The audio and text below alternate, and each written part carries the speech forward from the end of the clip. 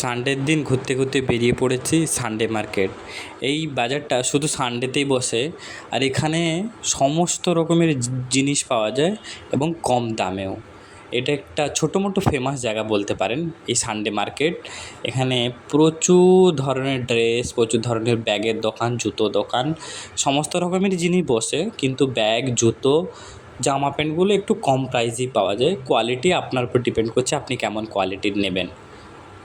এত ভিড়, প্রচুর যেমন লোক তেমন কেনাবেচাও হচ্ছে সুন্দর।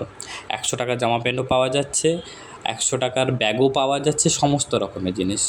জুতো বেশ ভ্যারাইটি। হায়দ্রাবাদে দেখুন 30 টাকা করে ডাব বিক্রি হচ্ছে। আমাদের দেশে তো আবার ভীষণ দাম, 70-80 টাকা করে হয়তো ডাবের প্রাইস। এখানে শিলনোড়া দেখেছেন তো? আর হ্যাঁ, এই পাশের দিকে দেখুন রং বেরঙের মুরগি, হাঁস, রং বেরঙের পাখি বিক্রি হচ্ছে।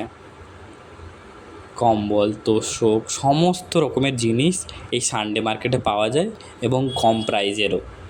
কোয়ালিটি আপনাকে দেখে নিতে হবে। রমজান মাস বলে আরও যেন ভিড়টা বেশি লাগছে।